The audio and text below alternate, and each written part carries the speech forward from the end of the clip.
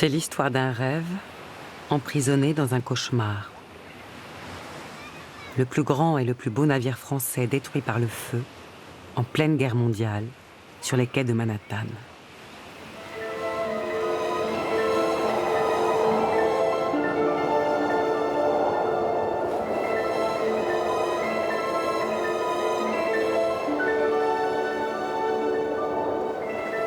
Le 29 mai 1935, le paquebot Normandie quitte le Havre pour sa première traversée de l'océan, destination New York.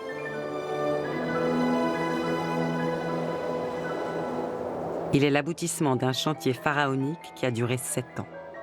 80 000 tonnes de technologie, d'art et de savoir-faire français.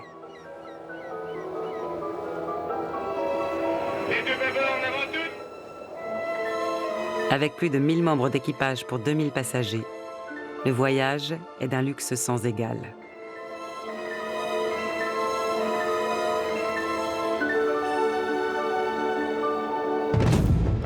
Normandie, qui a étonné le monde par l'audace de sa conception. La compagnie générale transatlantique fait de son lancement un événement médiatique international qui marque toute une génération. Entièrement mobilisée, la presse couvre le nouveau champion des mers de tous les superlatifs. Des centaines de reportages sont consacrés à la modernité de sa silhouette, à ses espaces de première classe comparables au château de Versailles, au faste qu'il offre aux passagers et à sa propulsion révolutionnaire. Normandy, flying a white furrow in the Atlantic on her maiden voyage at nearly 30 knots, the world's biggest liner with the speed of a destroyer. Les ponts extérieurs, dégagés, laissant la place à de vastes promenades et espaces de détente, sont filmés de tous les angles possibles par des équipes du monde entier. Big ship is a news photographer's dream, a tempting mark for air shots. And the movie-tone flying cameraman does aerial acrobatics in getting his angles. La dette flottante, l'a-t-on pourtant appelée. Sa construction, démarrée peu après le krach de 1929, porte la compagnie au bord de la ruine. Pour maintenir son rang dans la course internationale, l'État français intervient et, de justesse, sauve l'entreprise de la faillite. Alors que le monde est au bord de l'explosion, Normandie prend l'histoire à contresens. C'est un triomphe d'espace et de lumière pour une France qui, au même moment, creuse les souterrains de la ligne Maginot. Pour le président de la compagnie, c'est le plus merveilleux instrument de propagande que la France ait jamais produit. 129 feet of floating palace, almost as long as the Empire State Building laid on its side. Il écrira plus tard « Nous manifestions la volonté de nous comporter en peuple victorieux, dont les destinées sont dignes d'envie. »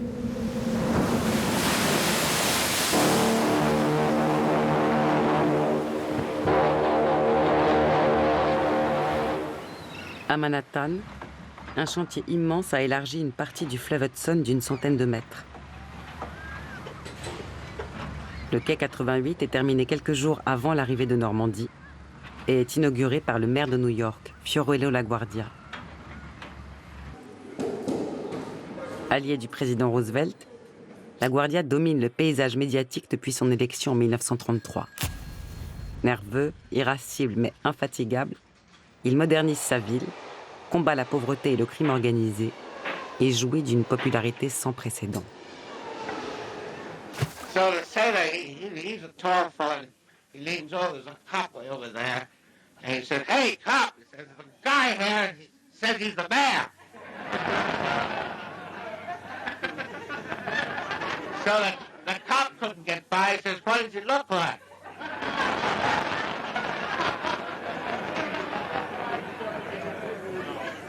And the sailor said, "Oh, he's a little guy with shabby clothes." He says, "That's the mayor." Le 3 juin 1935, après un peu plus de 4 jours en mer, Normandie arrive à New York et bat le record de vitesse de traversée de l'Atlantique. Il offre ainsi à la France, pour la première fois, le trophée du ruban bleu. L'accueil que lui réserve la métropole prend les proportions d'un triomphe romain. Le romancier Patrick Deville écrira 50 ans plus tard « La planète tout entière est un Titanic à 2 doigts de l'iceberg, mais ce soir, dans le port de New York, les détonations sont celles des feux d'artifice et des bouchons de champagne.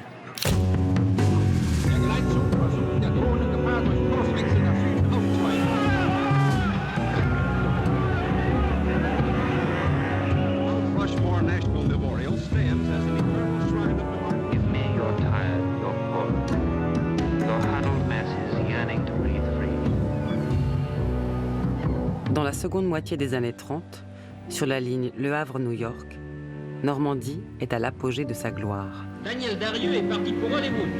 La voici peu avant son arrivée à New York, où elle reçoit l'accueil le plus chaleureux. Chaque semaine, les journaux publient les départs et arrivées des célébrités du monde entier.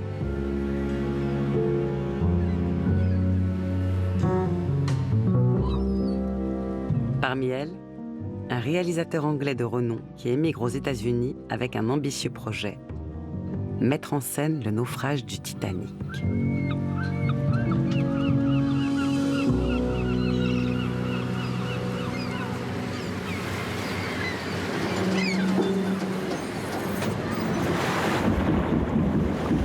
L'Allemagne se prépare à la guerre et a déjà envoyé des dizaines de U-boats dans l'Atlantique. Normandie quitte le Havre avec à son bord des centaines de familles fuyant l'Europe. Louis Keguiner, ingénieur électricien de 36 ans, écrit dans son journal « La guerre est proche. Parmi l'équipage, la même question est sur toutes les lèvres. Quand reviendrons-nous ?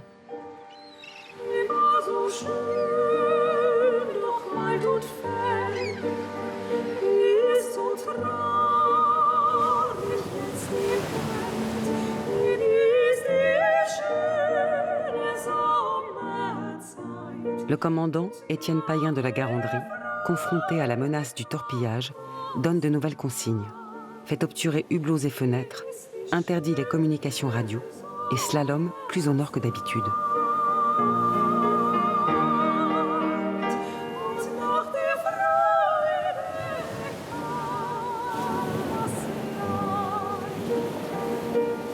Le 28 août, Normandie accoste au quai 88, au milieu d'un fébrile balai de paquebots cherchant un abri.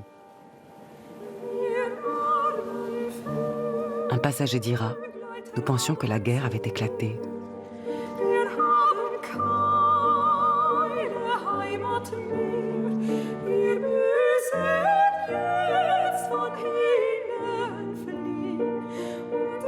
Jour de départ, écrit Louis Keguiner. On dispose les machines, les passagers, la poste embarque. Nous croyons partir. Puis tout à coup, contre ordre, les choses vont mal. Nous restons là.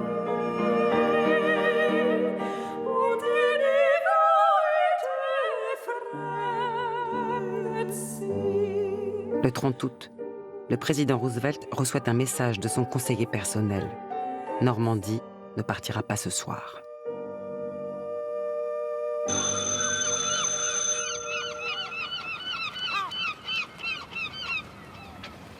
La compagnie vient de renoncer à la traversée du retour, beaucoup trop dangereuse, et se résigne à laisser Normandie au quai 88, loin de l'armée allemande.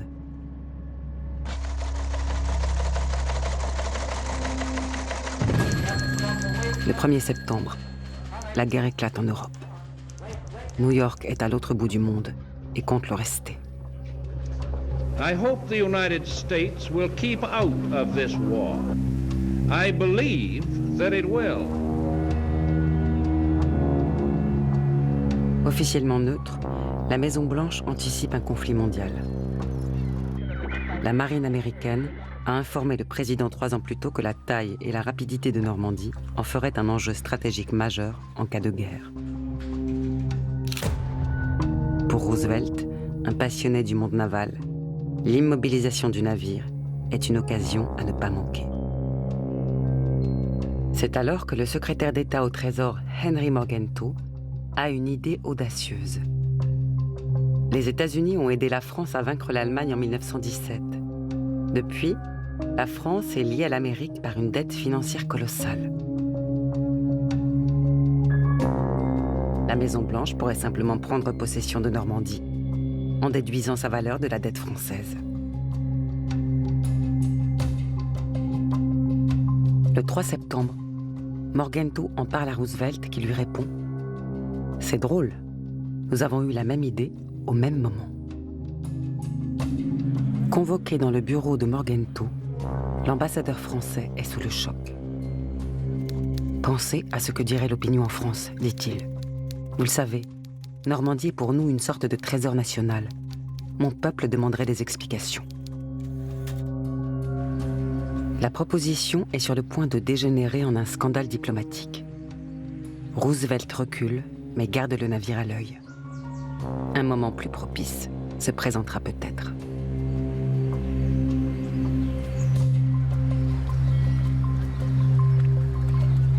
À l'écart de ces négociations secrètes, le commandant de Normandie doit se préparer à une immobilisation d'une durée inconnue. Il fait rapatrier la majorité des matelots et réduit son équipage au minimum. Des milliers de personnes qui habitaient Normandie en temps de paix, il n'en reste plus que 115.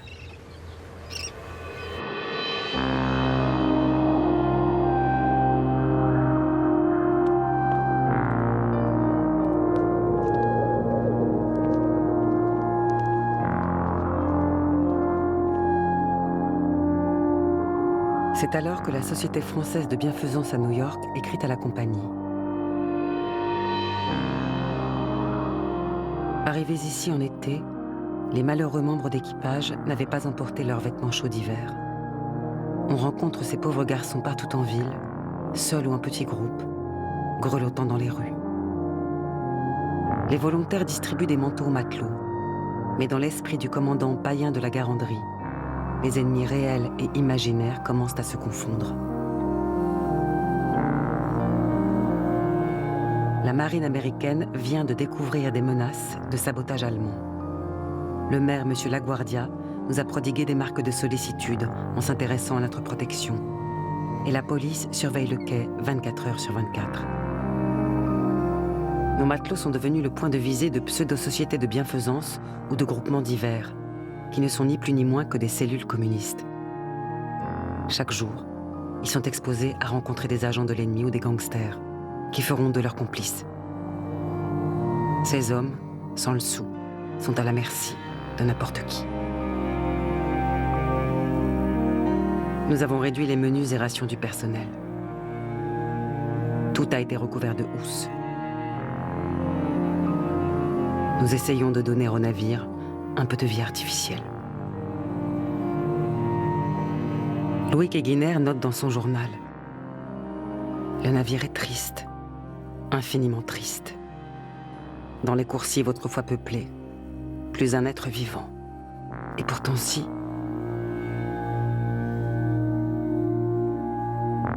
Le New York Times écrit : l'état actuel de Normandie fait penser à un hôtel qui a fermé ses portes pour l'hiver.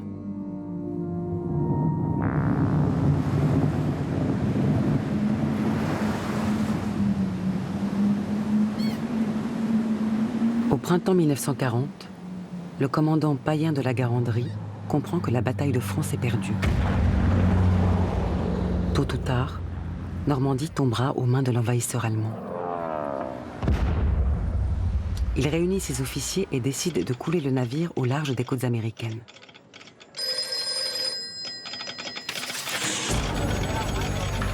Épouvantée, la compagnie procède immédiatement à un remaniement de l'état-major. Elle expédie à New York le commandant François Lebet. Et le 14 juin, Paris capitule.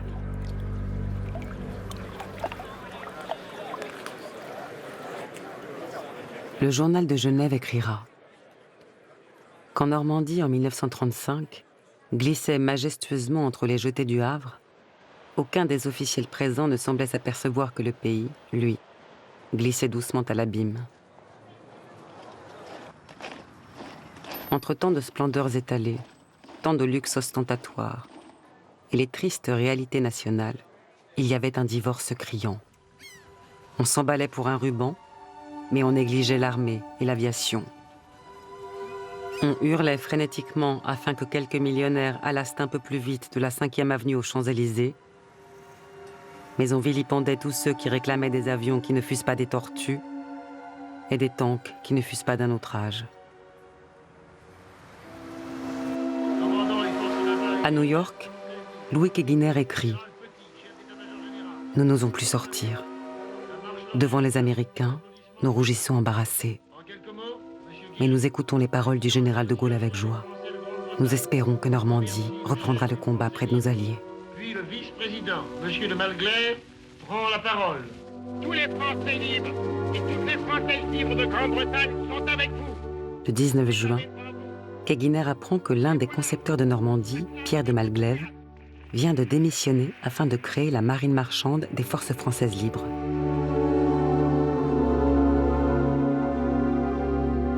De la compagnie, les matelots ne reçoivent ni nouvelles ni soldes.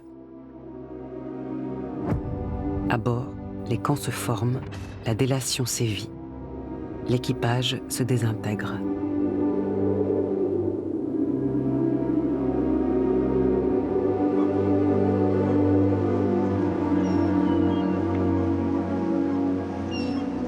Keguiner écrit « En août, la compagnie nous réunit enfin dans la salle du théâtre et tente de fournir des explications. Nous sommes vaincus, nous devons payer nos fautes passées. L'éternel refrain des capitulars et des lâches. » Mais de cette salle de théâtre où autrefois étaient assis des milliardaires et des vedettes de cinéma, montent des exclamations d'hommes, de marins qui veulent être libres, qui n'admettent pas la trahison.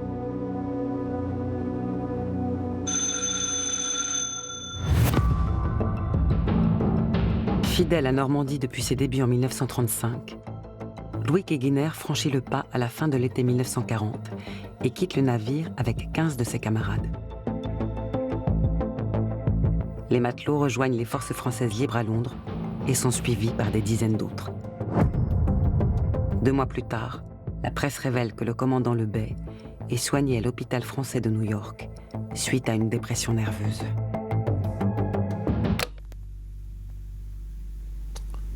Je viens de fermer ma fenêtre, le brouillard qui tombe est glacé.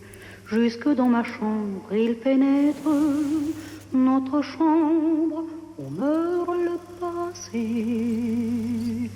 Je suis seule ce soir avec mes rêves. En ce Noël 1940, Normandie semble avoir toujours été là. Ces espaces vides et sombres, écrit la presse américaine, font penser à une maison hantée abandonnée sur les quais de New York.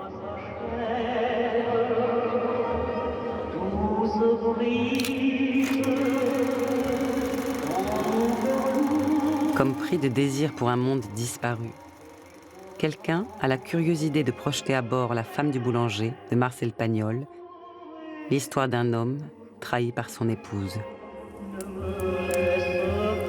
Seul sans ton amour.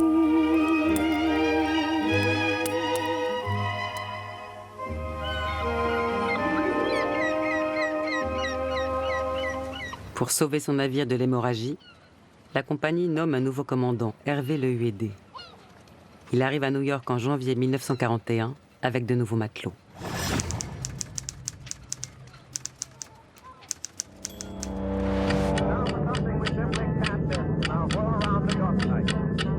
De toutes les menaces, réelles ou imaginaires, gangsters, communistes, gaullistes, journalistes, femmes, la plus sérieuse demeure le sabotage par des sympathisants nazis.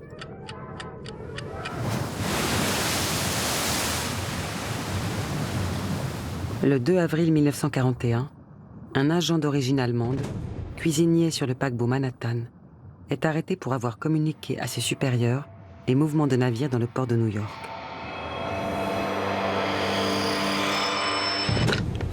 Le FBI est sur le point de démasquer le plus grand réseau de saboteurs allemands de son histoire. Le même jour, les forces françaises libres donnent l'alerte. Normandie risque d'être sabordée par son propre état-major, suivant des consignes venues de Paris.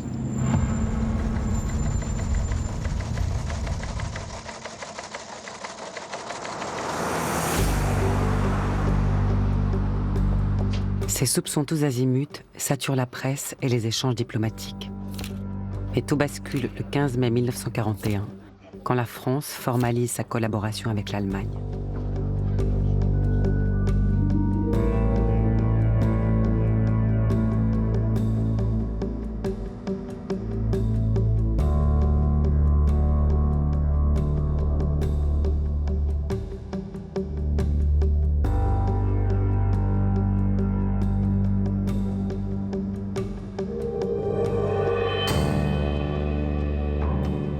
Face au choix de la France, la sécurité de Normandie devient une affaire américaine. À 19h, les Coast Guard montent à bord pour surveiller et protéger le navire. Le commandant l'EUD leur déclare avec prémonition. « Nous ne saboterons jamais Normandie, je vous en donne ma parole. Si nous voulions le faire, rien de plus facile. Il nous suffirait de quitter tous ensemble le navire et de vous le laisser. »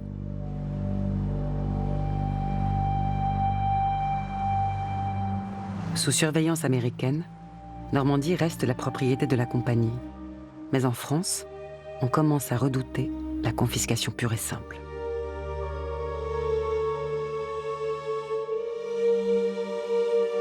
We are placing our armed forces in strategic military positions.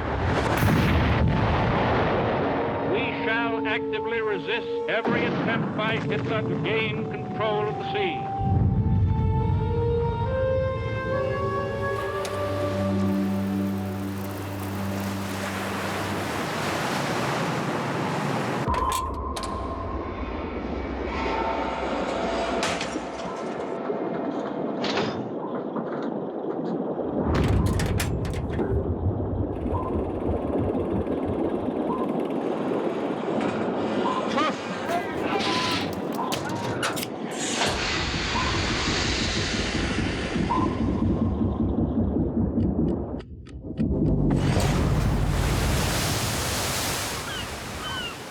We reassert the ancient American doctrine of freedom of the sea.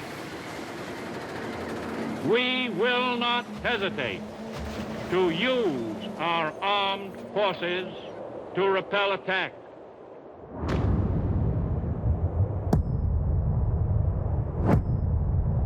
I have tonight issued a proclamation that an unlimited national emergency exists.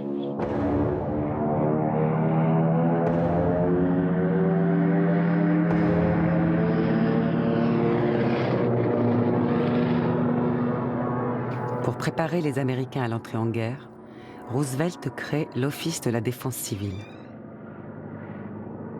Il nomme à sa tête son proche ami, le maire de New York.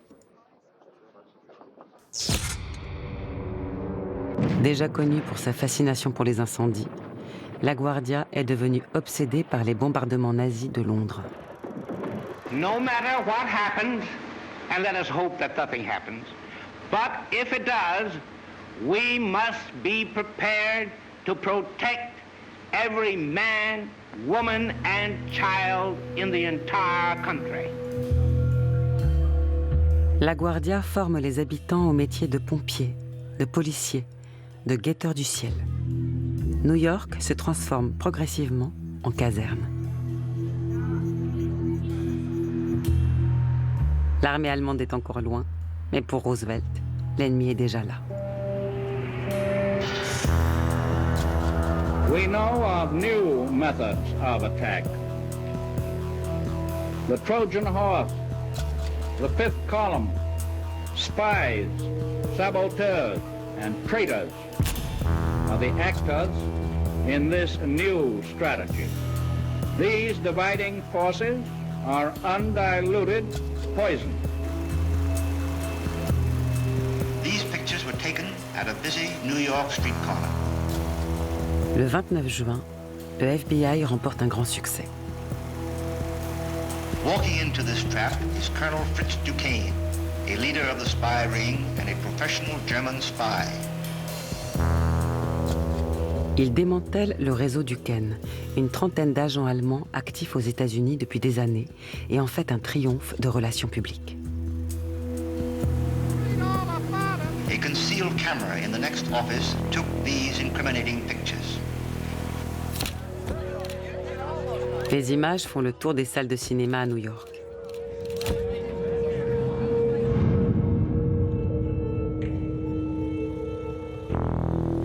L'équipage de Normandie découvre que l'Allemagne surveillait le navire depuis presque 2 ans.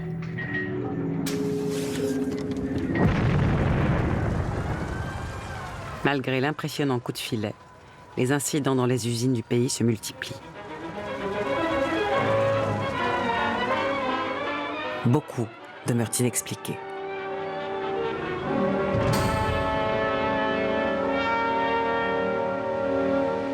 Once again, as the MGM crime reporter, it is my privilege to bring you another episode in our Crime Does Not Pay series. For obvious reasons, the events and characters depicted herein are fictitious. There she is again. She's leaving 20 minutes before our regular quitting time. Let's go. Cover the place, we'll join you. Okay. Les arrestations vont se poursuivre tout au long de l'année. Le prochain traître est susceptible d'être le voisin de palier, l'épicier du coin, n'importe qui.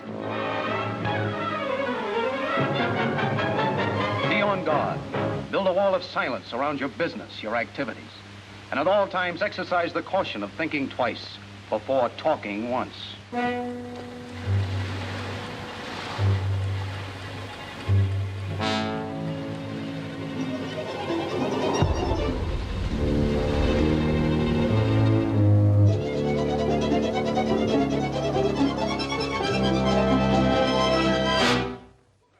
L'angoisse qui saisit le pays tombe comme un fruit mûr entre les mains d'Alfred Hitchcock. Il renonce au projet du Titanic au profit d'un nouveau film, pour l'instant sans titre. Une frénétique chasse à l'espion à travers les États-Unis, baignée dans la paranoïa collective. De façon saisissante, le storyboard prévoit pour la fin du film la destruction par sabotage d'un paquebot de luxe au port de New York. Alors que le tournage se prépare, un autre spectacle est élaboré et les New-Yorkais découvrent les ambitions démiurgiques d'un maire devenu metteur en scène.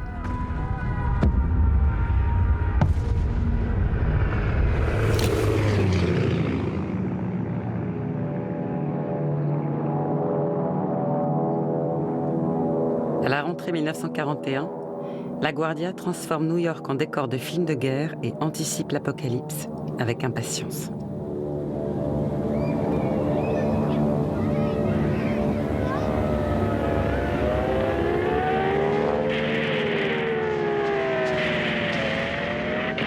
Le 10 octobre, le maire mobilise 5000 soldats et 30 avions pour mettre en scène une fausse invasion de Long Island.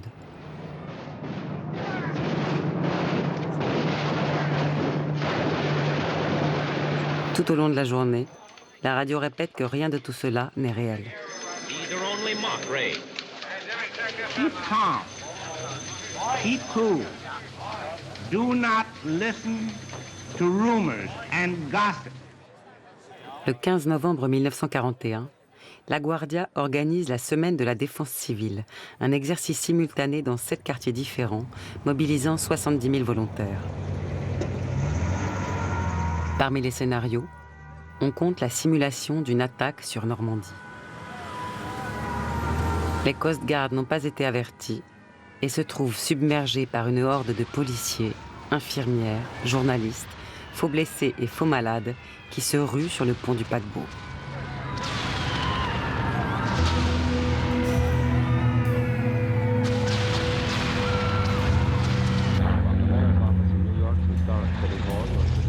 LaGuardia finit par s'excuser.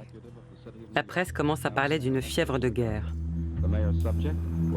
En cette fin d'année 1941, on verra souvent le maire traverser les rues de New York en voiture de police, hurlant dans un haut-parleur « Du calme, du calme ».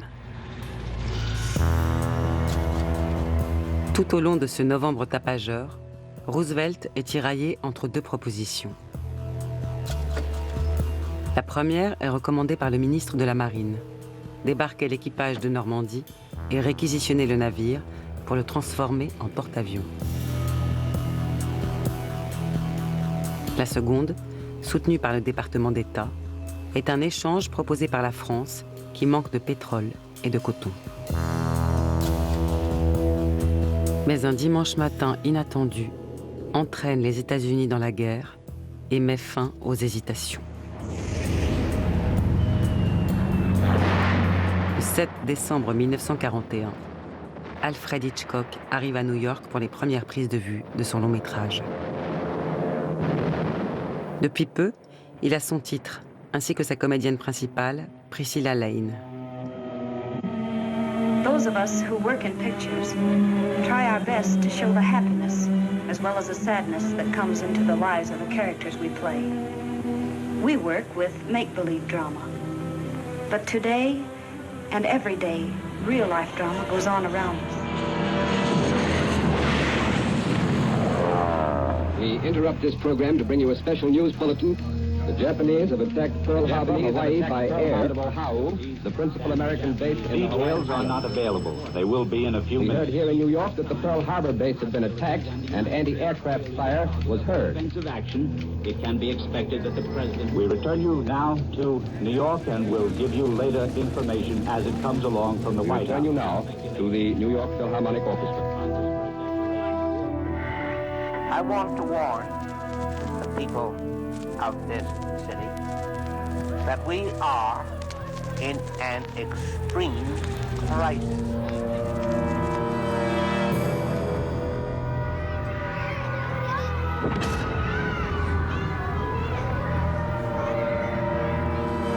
We must not and cannot feel secure.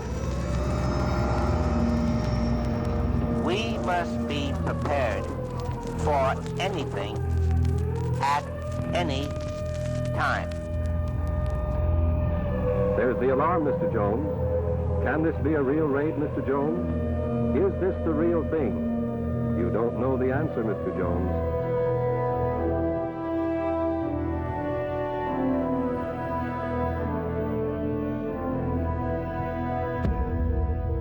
Avec l'entrée en guerre des États-Unis, l'Allemagne donne le coup d'envoi à l'assaut sur l'Amérique. Une dizaine de U-boats sont lancés en direction de New York. C'est l'opération Paukenschlag, le coup de timbale. Le droit international permet dès lors à la Maison-Blanche de mettre enfin la main sur Normandie. Les matelots français ont 2 heures pour faire leurs valises. Et le 16 décembre 1941, au bout de 2 ans de surveillance, de marchandage et d'angoisse, Normandie est réquisitionnée.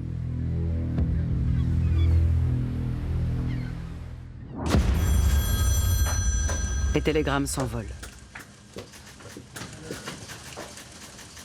De Gaulle demande aux Américains de lui céder Normandie.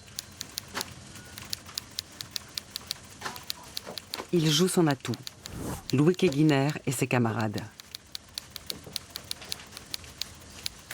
La marine américaine refuse et souhaite vider le navire avant le Nouvel An. La compagnie cherche à réduire ses frais, compte les bouteilles de vin restées dans la cave, se demande si les baignoires et lavabos font partie de la coque ou pas. Les destinées dignes d'envie que faisait espérer le lancement de Normandie sont littéralement réduites à un vulgaire effort de sauver les meubles. Le projet de porte-avions est abandonné en faveur du transporteur de troupes. Sur les promenades, on installe des canons anti-aériens. 2000 ouvriers travaillent sous pression pour finir les travaux avant février. On vient d'apprendre que des sous-marins allemands approchent. The Navy also disclosed that the former French luxury liner Normandy is being converted into a naval auxiliary. The 83,000-ton vessel, by direction of the President, has been named the Lafayette, honoring the French leader who came to the aid of this country during the Revolutionary War. Peu avant le Nouvel An, Hitchcock trouve son saboteur, le jeune Norman Lloyd. Pour la promotion du film, les studios Universal annoncent qu'Hitchcock avait prédit l'attaque sur Pearl Harbor et qu'il modifie son scénario en continu en fonction des événements. Au même moment, l'écrivaine Simone de Cayavet, réfugiée à New York, écrit au commandant Le Huédé. Vous nous feriez plaisir en acceptant de venir dîner avec nous, dans l'intimité, entre Français bien malheureux, le 31 décembre à 8h. Des jours de fête sont si durs lorsqu'on est comme vous, comme nous, séparés de tout ce qu'on aime. C'est encore un petit peu de France qui s'en va. Il ne faut pas rester seul.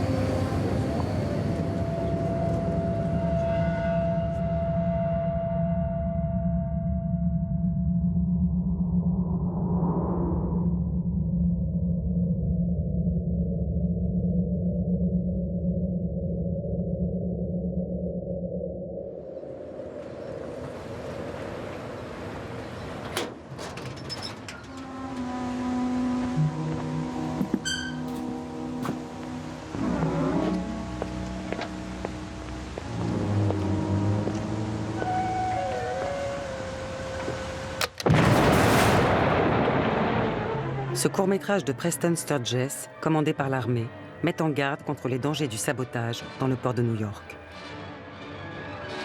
Il sort en salle en ce début de janvier 1942, que les matelots allemands ont appelé « Der zweite glückliche Zeit », le second temps heureux.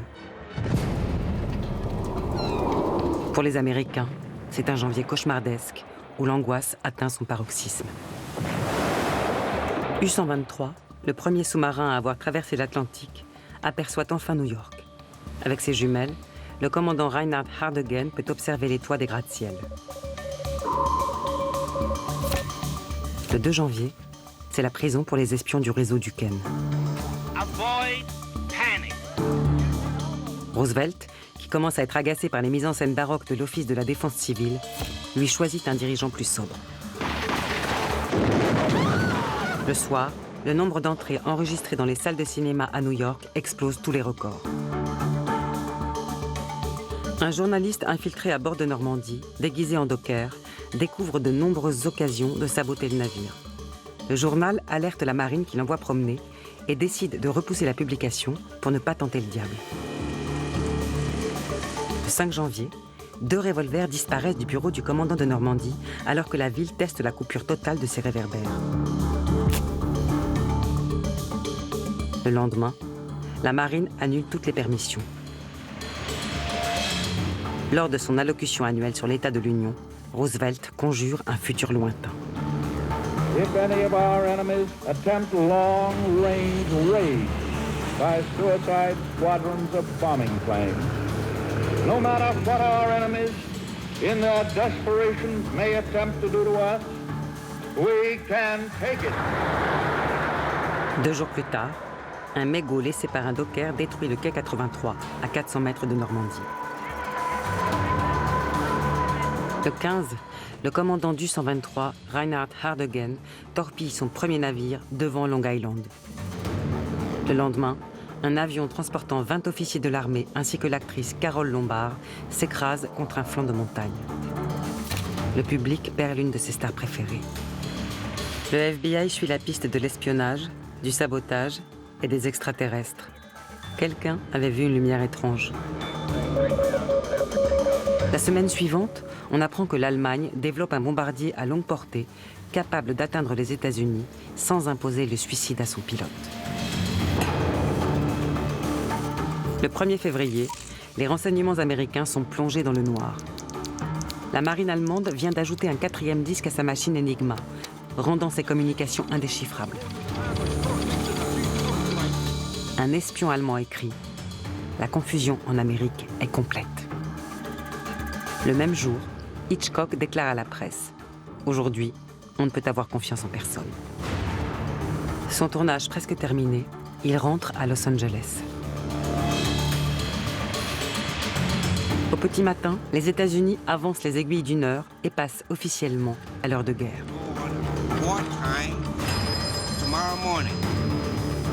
Dans le grand salon de Normandie, l'ouvrier Clement Derrick allume son chalumeau afin de découper le dernier montant d'un luminaire.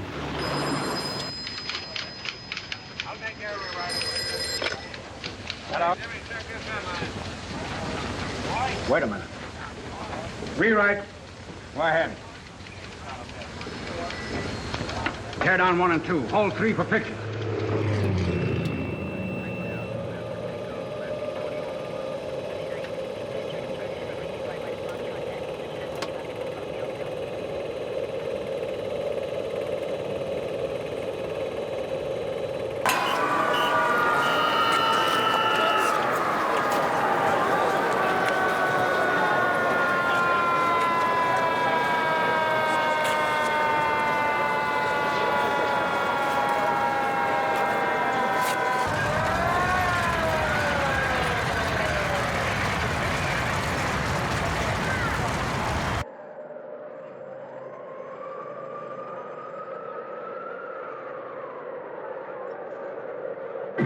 Circumstances of the disaster make it unique among dramatic spectacles. Still being fought by dozens of engines and fireboats at the Lafayette's pier. At least 218 of the 2,200 workmen aboard the ship when the fire started less than 4 hours ago have been injured. Despite the official minimizing of sabotage talk in connection with the Norm, The Bureau of Investigation is investigating sabotage. But a little while ago, Admiral Andrews, commanding the 3rd Naval District, said his latest information indicated the fire started in the main lounge of the promenade deck by a spark from an acetylene torch. Being used close to bales of inflammable material. Orders had been given to move the bales, but they were shifted only 2 or 3. There are too many of these things being blamed on sparks from workmen's torches. These can't all be accidents. The whole business sounds mighty strange. Not sabotage? I wonder. Des heures durant, les bateaux-pompes déversent des tonnes d'eau glacée sur les ponts extérieurs. Normandie commence à s'incliner. Le commandant L'Huédé essaie de monter à bord pour sauver son navire, mais les Coast Guard refusent. Il explique alors à La Guardia que si l'on continue à inonder les parties hautes, le navire finira par chavirer. Quand les premières amarres se rompent, La Guardia appelle la Maison-Blanche. Roosevelt, exaspéré, répond qu'il ne peut rien faire depuis son bureau. A northwesterly wind that sprang up quickly fanned the flames into an all-engulfing blaze. Her wooden decks burned. Les flammes risquent d'embraser le quai, puis les immeubles. La Guardia décide de laisser faire les pompiers. Dans la soirée, la gîte s'accentue. Les passerelles tombent dans le fleuve.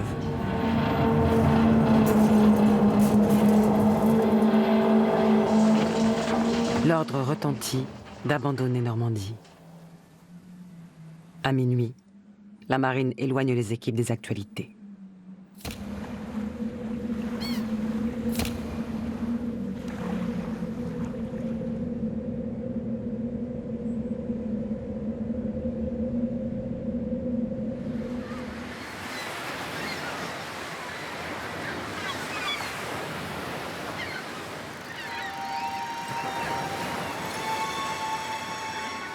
L'ampleur de la bavure est indescriptible. La presse américaine écrit « Que dire d'une nation qui est au sommet mondial de l'industrie et qui est incapable de travailler sur un navire sans le laisser prendre feu ?»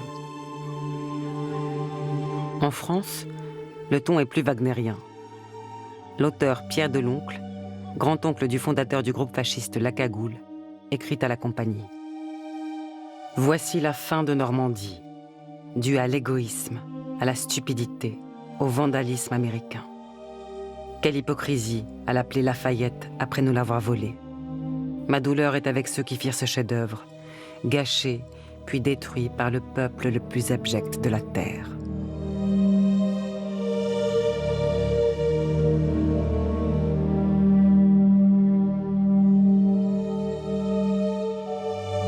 Le journaliste infiltré le mois précédent peut enfin publier son enquête.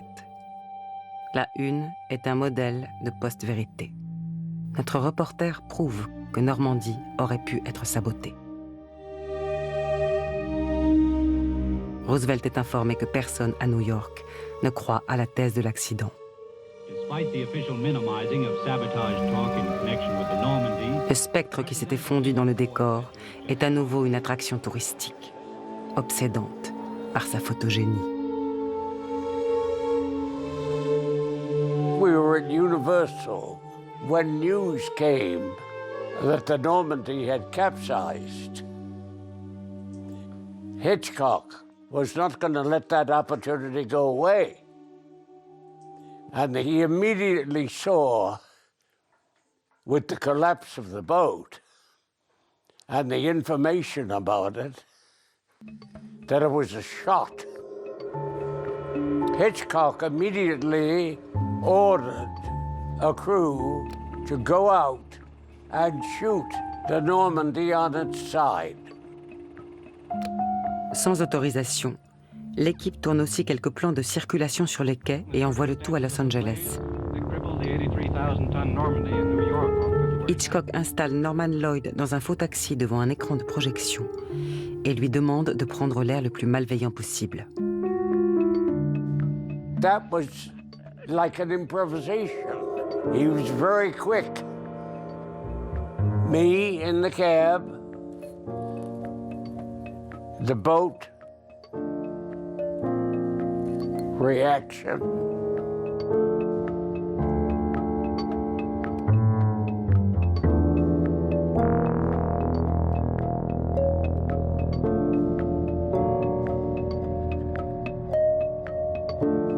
Hitchcock knew that it was not sabotage, but he knew that by putting together these pieces of film, he'd let the audience reach their own judgment. He was famous for cutting and making a story out of the cut.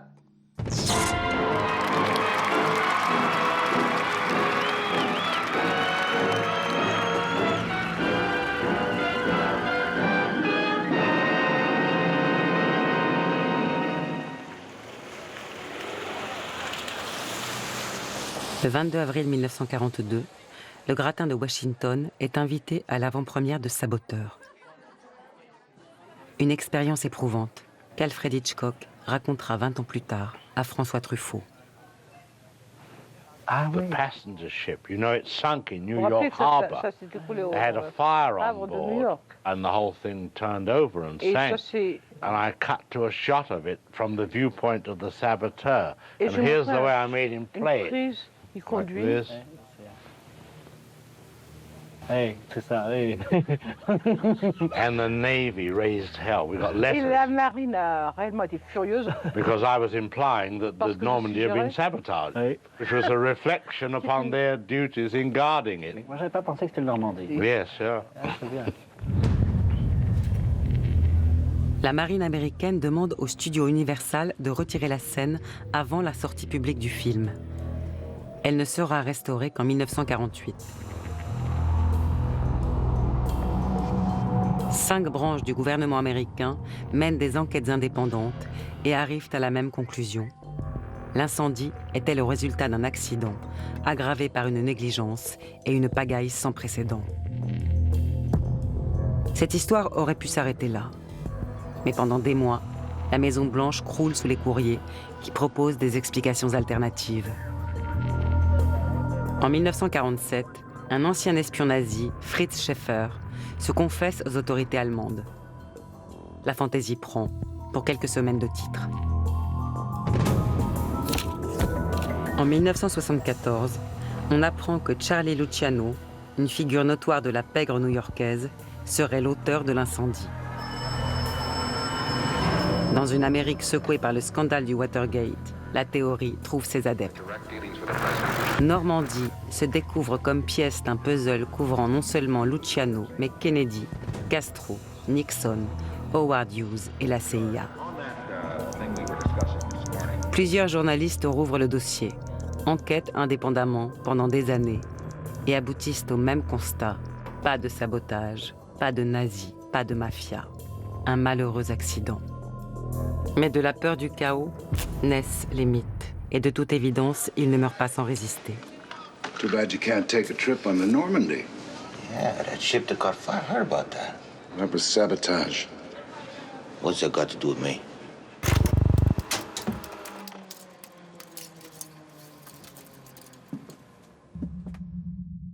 Depuis presque un siècle, on imprime la légende. Films, livres, reportages, réseaux sociaux perpétuent l'idée d'un incendie mystérieux. Les raisons de ce succès se trouvent peut-être dans le témoignage de Reinhard Hardegen, le commandant de U-123, qui en janvier 1942 regardait les toits de New York à travers ses jumelles. Natürlich ist das ein Märchen. Ich habe natürlich den roten Schein einer Großstadt am Horizont gesehen. Und in amerikanischen Zeitungen hat gestanden, ich hätte die Leute auf dem Dachgarten vom Waldorf Astoria tanzen gesehen. Das ist natürlich ein Blödsinn. In der Deutschen Wochenschau sind Filme erschienen, wo also das nächtliche New York im Fadenkreuz eines U-Bootes zu sehen war. Und man hat also irgendwelche Nachtaufnahmen genommen und hat dann also ein Fadenkreuz da rein kopiert und hat das gemacht. Ich habe mal gesagt, was soll denn der Blödsinn?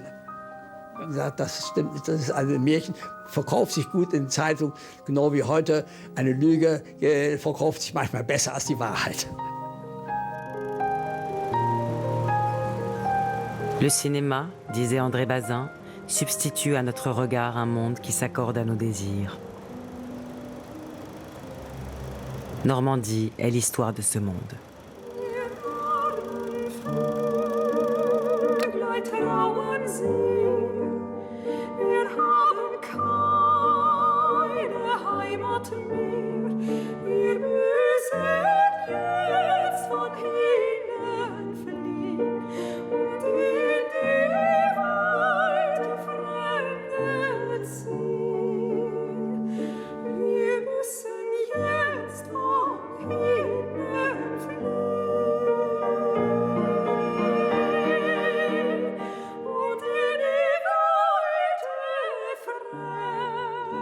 Let's